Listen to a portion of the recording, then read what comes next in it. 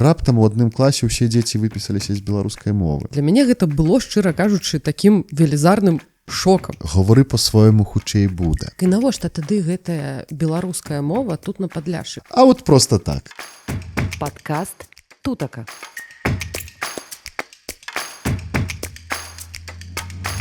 Вітаем. Гэта падкаст Тутака. Мы нагадваем, што вы можаце нас паглядзець у Spotify, YouTube альбо паслухаць на амаль усіх стрымінгавых папулярных платформах. Сёння, як звычайна, ля мікрафона Настасія Суханосік, насупраць мяне, як звычайна. Зміцер Косцін, вітаю ўсіх. Зміцер, мы з табой у прошлую нашу сустрэчу трошкі закранулі тэму адукацыі, і я хацела яшчэ насамрэч на гэтую тэму пагаворыць яшчэ значна раней, таму што для мяне, калі я толькі-толькі прыехала сюды у Польшу, у Беласток, і выпадкова трапіла у Бельск-Падляшскі, аказалася, што там мясцовыя размаўляюць па-беларуску. Для мяне гэта не тое, што было адкрыццём, для мяне гэта было, шчыра кажучы, такім велізарным шокам. І трошкі пакапаўшыся ў крыніцах інфармацыі, аказалася, што там нават ёсць ліцэй, дзе вывучаюць беларускую мову. Капнула я яшчэ далей, аказалася, што ёсць і школы,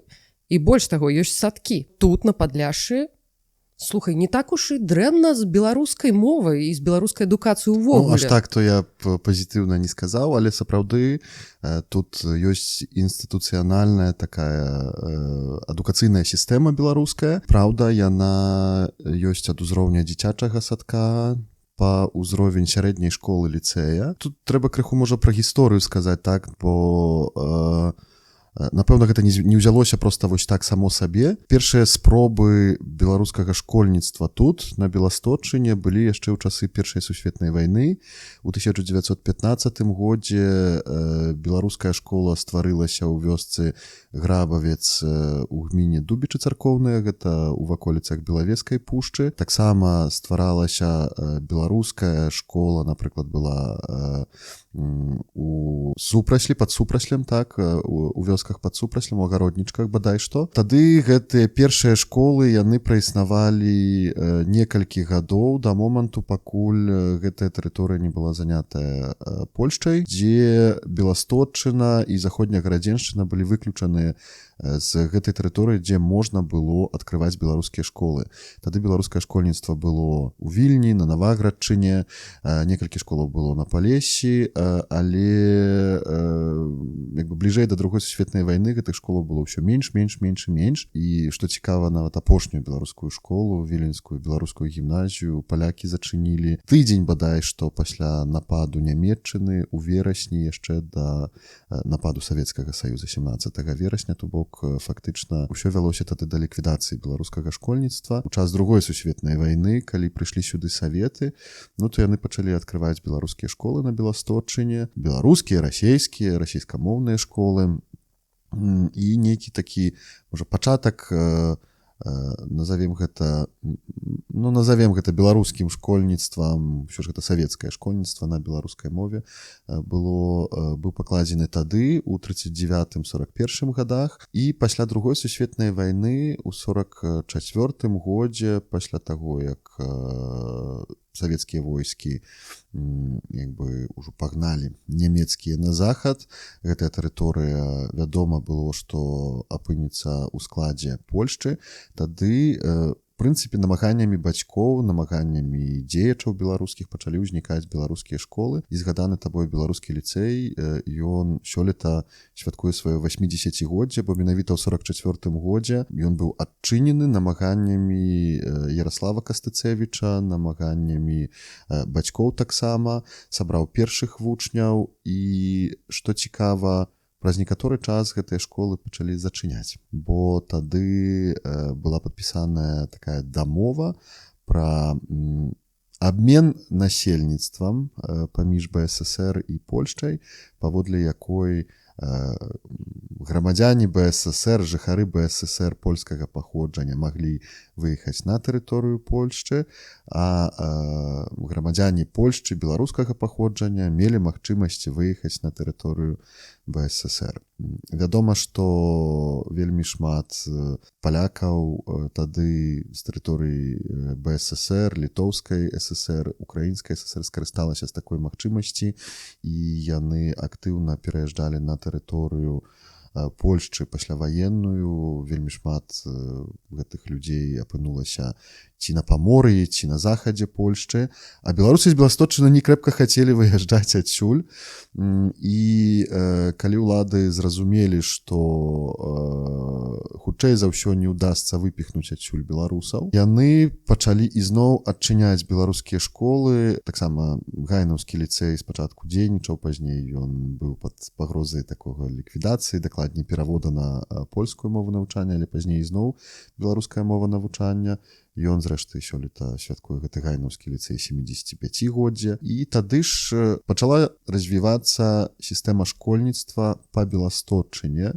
Пачатковыя школы або беларускія, беларускамоўныя, дзе прадметы выкладаліся па-беларуску, а польская мова з'яўлялася толькі праз нейкі час у гэтай школе. То бок, выбачай, там з самага пачатку усе матэматыка, гісторыя, ўсё было выключна па-беларуску. Былі такія школы, такая магчымасць была ў 50-тыя, у 60-тыя, яшчэ пачатку 60-х гадоў. Пазней вядома, што гэтыя школы перавялі як бы на польскую мову навучання, але беларуская мова засталася ў гэтых школах. Далей палітыка камуністычных уладаў, яна збліжалася да як бы такой мары некаторых, скажем так, дзеячаў правых першай паловы 20-го стагоддзя пра стварэнне монаэтнічнай аднанацыянальнай Польшчы, і ў гэтым кірунку вялася праца даволі шчыра, адкрыта, і увялі, напрыклад,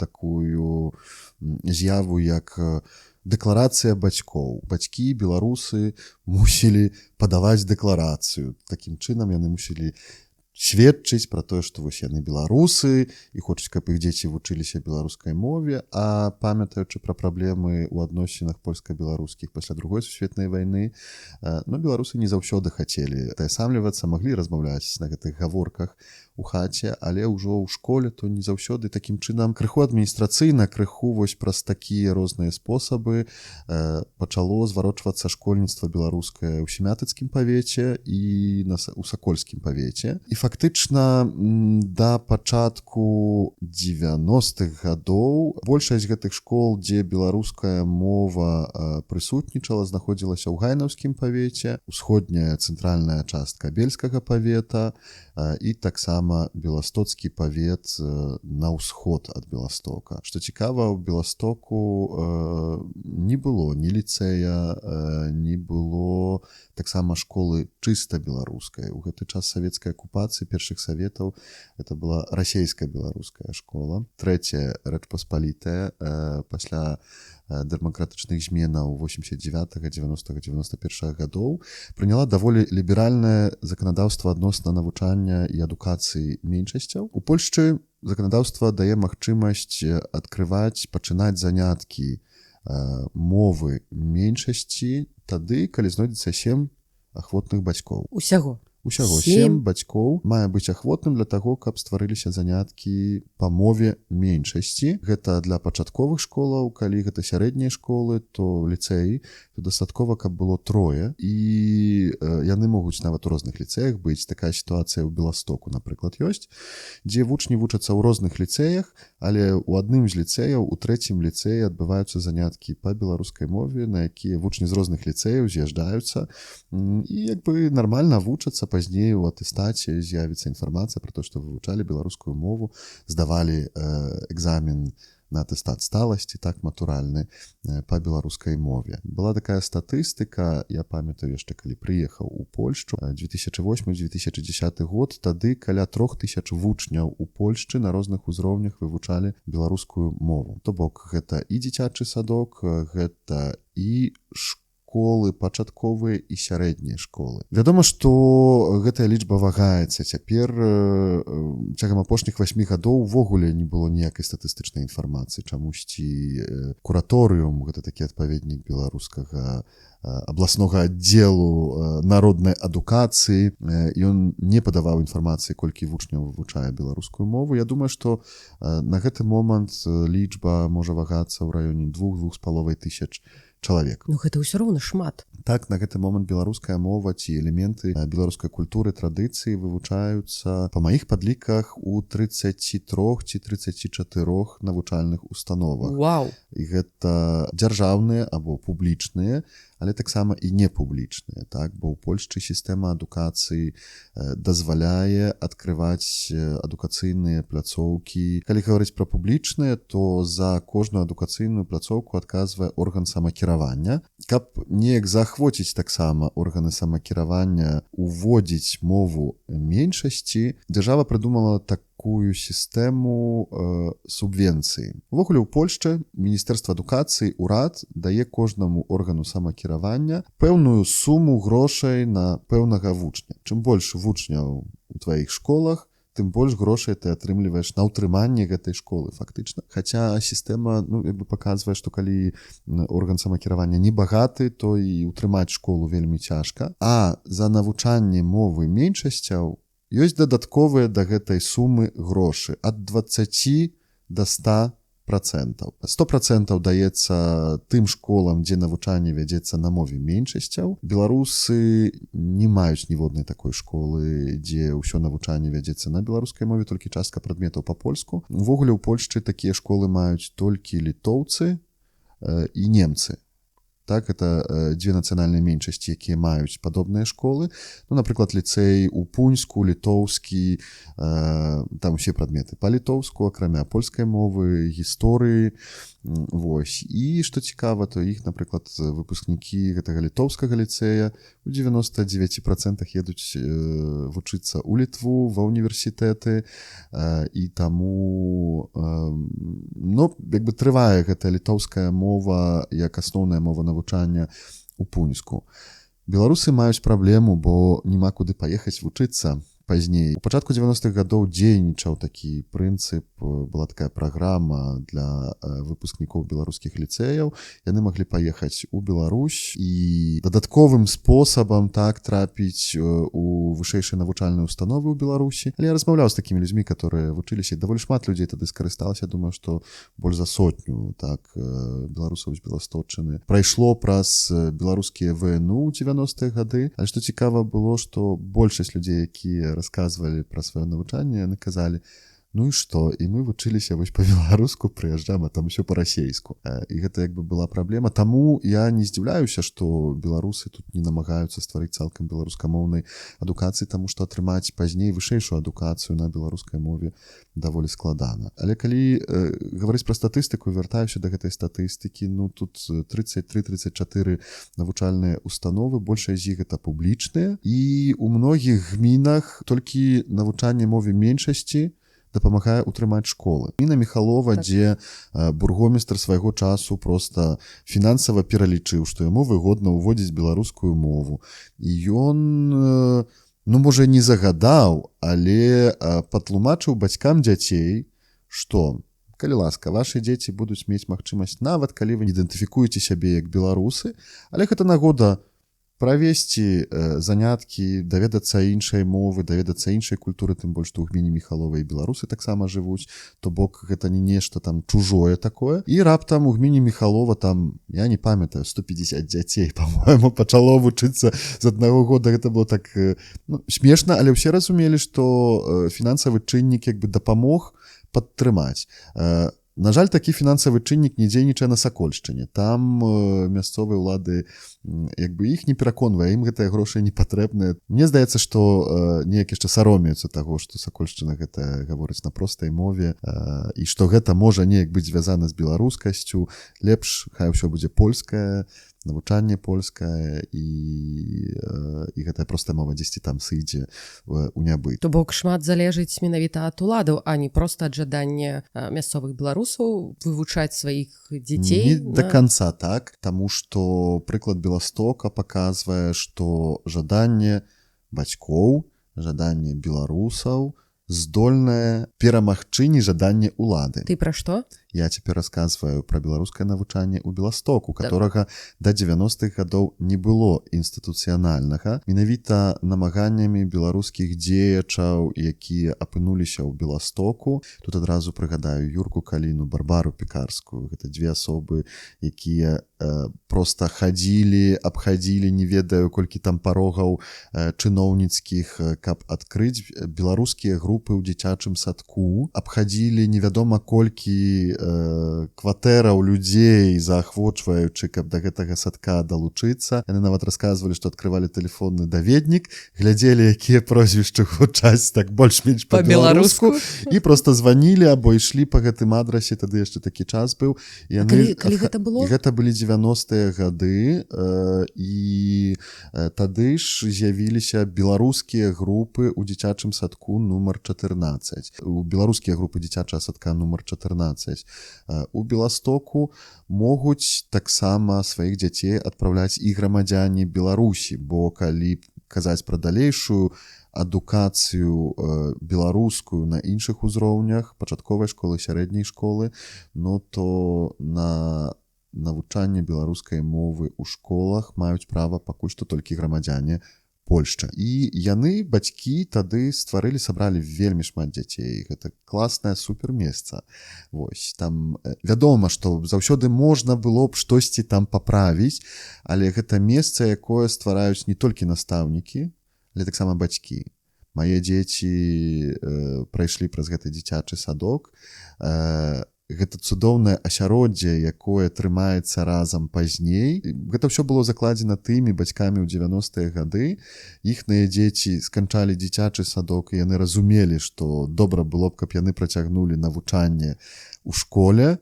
Яны дамагліся, каб з'явілася беларуская мова ў школе побач. Гэта 4 цяперашняя пачатковая школа нумар 4. Пазней дзеці ішлі ў гімназію. Быў такі момант, калі была гімназія, была пачатковая школа, гімназія, ліцэй. Цяпер проста пачатковая школа і ліцэй. Тут вялікую ролю менавіта бацькі адыгралі, якія пазней аб'ядналіся ў аб'яднанне Абба. І мне здаецца, што якраз гэтая арганізацыя, хаця і не з'яўляецца афіцыйнай нейкай установай, вельмі шмат зрабіла для таго, каб на афіцыйным узроўні беларуская мова ў Беластоку вывучалася і надалей вывучаецца. Але гэта такі прыклад бацькоўскай актыўнасці, якая у пэўным сэнсе робіць цуды. Окей, а цяпер пераходзім да вышэйшай навучальнай установы. Беласток.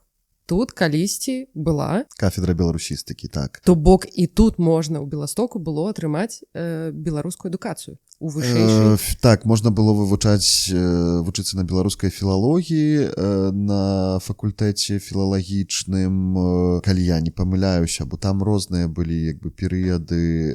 Напэўна, была кафедра беларускай культуры, якая таксама арганізоўвала нейкія заняткі для студэнтаў. Напэўна, вывучалі беларускую мову філолагі тут, але дзіўным чынам філалогія тут згасла. Так, любыя гуманістычныя, гуманітарныя кірункі маюць такую лёгкую праблему з пошукам студэнтаў. Ну і ў Беластоку прыйшоў момант, калі ахвотных дастаткова ўжо не было.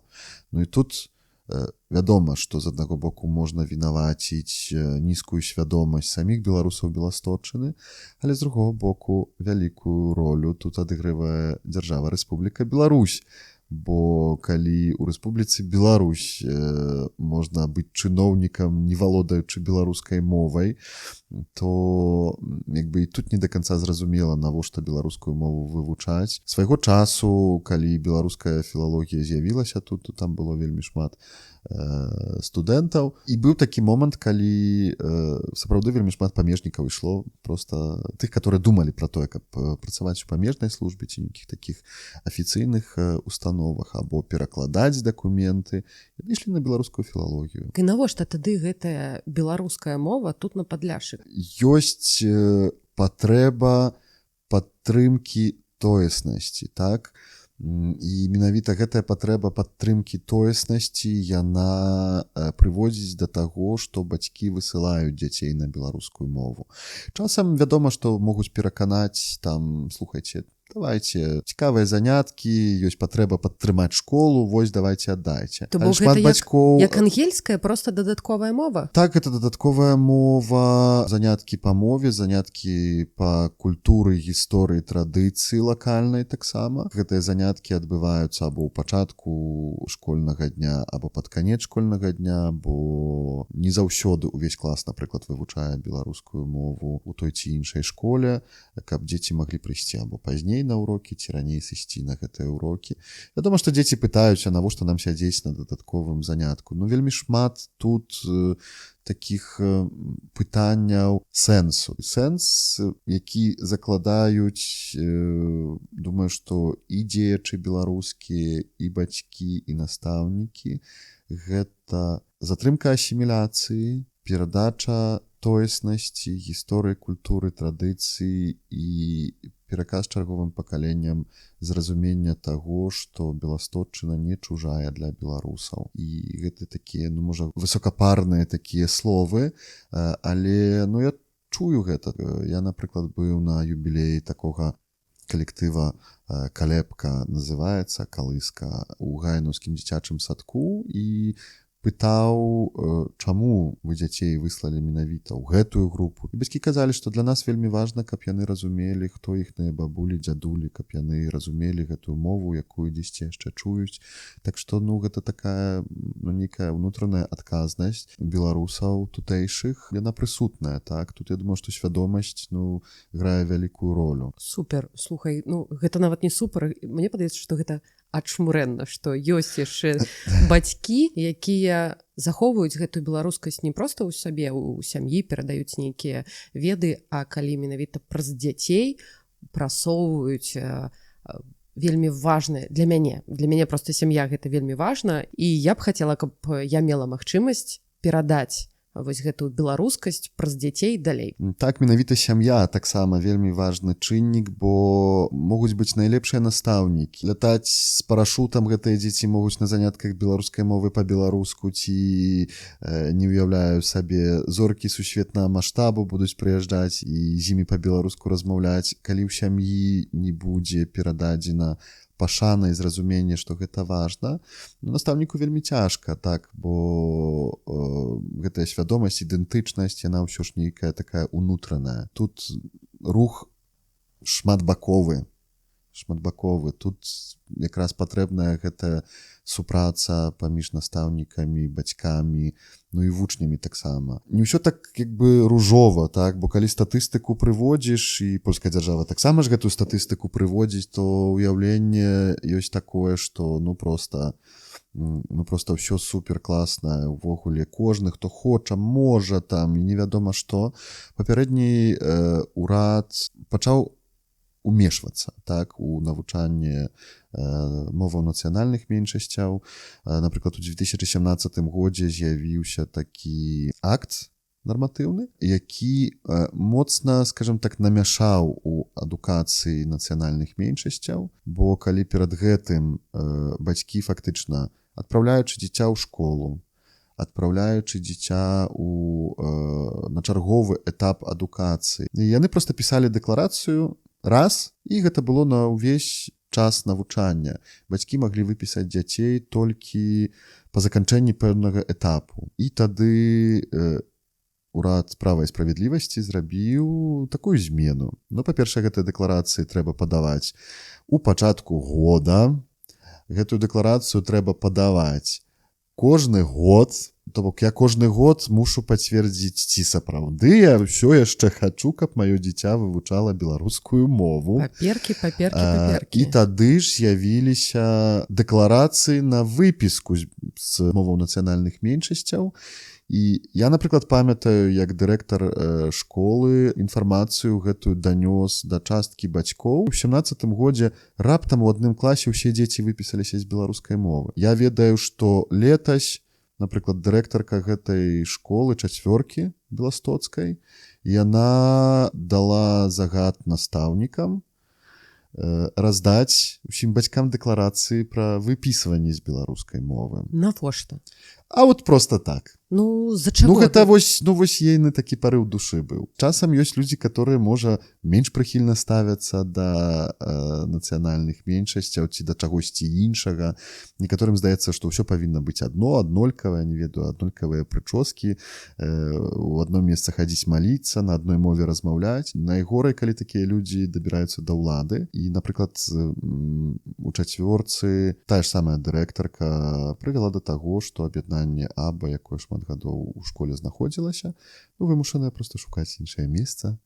Дзеці надалей пакуль яшчэ вучацца ў 4-цы беларускай мовы, але ўжо адкрытасці школы да актыўнасці бацькоў няма такой, як раней. Так і ўжо няма такіх актыўных бацькоў. Бацькі ўсё яшчэ ёсць, і тут вельмі важна сказаць. Такой колькасці я пра гэта. Колькасці, можа, не, але часам дастаткова некалькіх актыўных бацькоў для таго, каб заахвоціць, заразіць рэшту. Бо мы ўвесь час гаворым пра гэтую такую фармальную адукацыю, так? Ёсць штосьці, што я называю нефармальнай адукацыяй, але гэта нефармальная адукацыя, яна можа часам больш робіць, чым фармальная адукацыя. Вось, напрыклад, аб'яднанне бацькоў АБА, так, пра якое я згадваў. Менавіта гэтае аб'яднанне ўзнікла, бо бацькі хацелі проста, так, бацькі мусілі нейкую там установу такую стварыць, каб праводзіць пазашкольныя заняткі для сваіх дзяцей. І АБА шмат гадоў. Гэта і тэатральныя заняткі, гульня ў тэатры, гэта і баламуткі спеў, гэта ад некалькіх гадоў танцавальны гурт «Падляскі вянок». Але я лічу, што вельмі класная штука, гэта этнаграфічны летнік. Я нарадзіўся тут, які праводзіцца кожны год у розных месцах.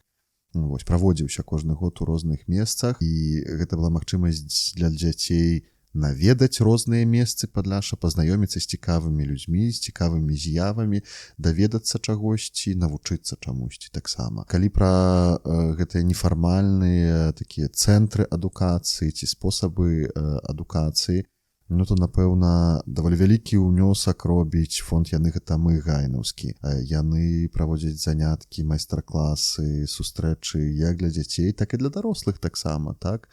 Нейкіх традыцыйных рэчаў, фестываль казак яны робяць. Там па-польску, вядома, гэтыя казкі прадстаўляюцца, але таксама і па-беларуску. Калі пра гэтыя прадстаўленні, тэатральны бок, тут Ася Троц, яна вельмі шмат робіць з тэатрам Чрэва. Шмат гадоў тэатр Чрэва займаецца папулярызацыяй тэатру на падляшскай мове, бо ёсць некалькі спектакляў на падляшскай мове.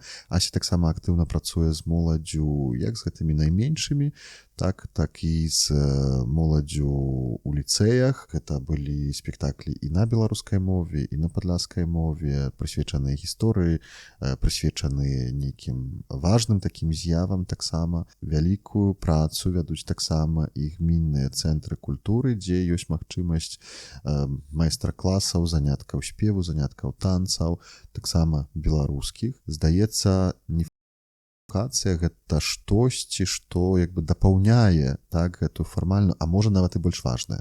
Слухай, вось ты пералічыў шмат і устаноў, і людзей, якія займаюцца гэтай нефармальнай адукацыяй, але забыў, на маю думку, яшчэ ўзгадаць, ты ўжо разумееш, да? Яшчэ ўзгадаць адну арганізацыю некамерцыйную, якая таксама займаецца і асветніцкай працай. Сам сябе не пахваліш, ніхто не пахваліць. Фонд Тутака, так. Праўда, тут варта, канешне, згадаць пра розныя такія рэчы, которые мы думаем з мэтай адукацыі.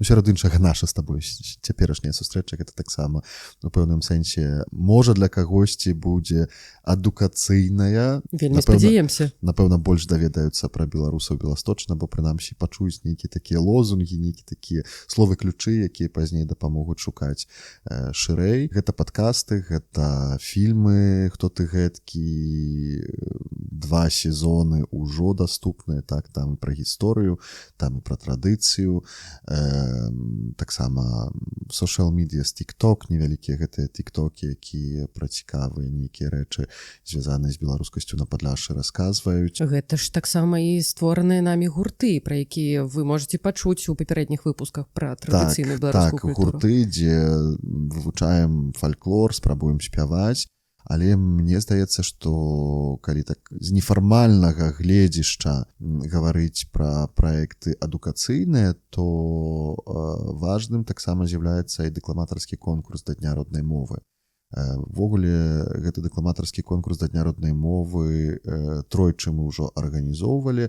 Першапачаткова мы, вядома ж, не адкрылі тут Атлантыды, бо і да нас, і да гэтага часу побач з намі арганізуюцца дэкламатарскія конкурсы. Тут роднае слова, якое шмат дзесяцігоддзяў арганізуе беларускае грамадска-культурнае таварыства, тут і таксама беларускія гавенды, гэта такі дэкламатарскі, трошкі сцэнічны конкурс, які праводзіцца ў гайнаўскім ліцэі. А мы, як прыклад, таксама узялі вельмі класны дэкламатарскі конкурс, які якраз у Беластоку мае свой фінал. Гэта конкурс, які ўжо 30 гадоў арганізуе такая арганізацыя «Вспульнота Польска». Это арганізацыя, скіраваная да палякаў па-за межамі Польшчы. І гэты дэкламатарскі конкурс, ён спачатку адборы праводзяцца ў розных краінах. Моладзь польскага паходжання з Літвы, з Беларусі, з Украіны, з Казахстана,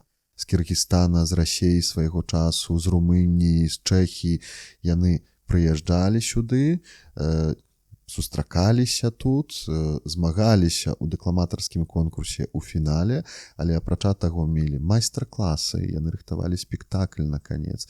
То бок гэта такая шырокая адукацыйная дзейнасць, якая дапамагала таксама развіваць нейкія здольнасці гэтай моладзі, якія, магчыма, пазней будуць ім карысныя. Вядома, што мы толькі пачыналі і, напэўна, не думалі пра тое, што мы тут адразу і майстар-класы зробім, і ўсё зробім, і прыедуць з усяго свету. Не. Першы дэкламатарскі конкурс мы зрабілі агульнапольскім, так, бо думалі пра тое, што класна было б, каб прыняла моладзь, або таксама і дарослыя, так. Мы хацелі, каб ахвочыя дэкламаваць з Польшчы, і з дыяспары, і аўтахтоны прынялі ўдзел у гэтым конкурсе ад 5 гадоў да 100 і больш. І апынулася, што зацікаўленасць да гэтага конкурсу праявілі беларусы з іншых краін. І тады ўжо другі, трэці конкурс гэта быў міжнародны.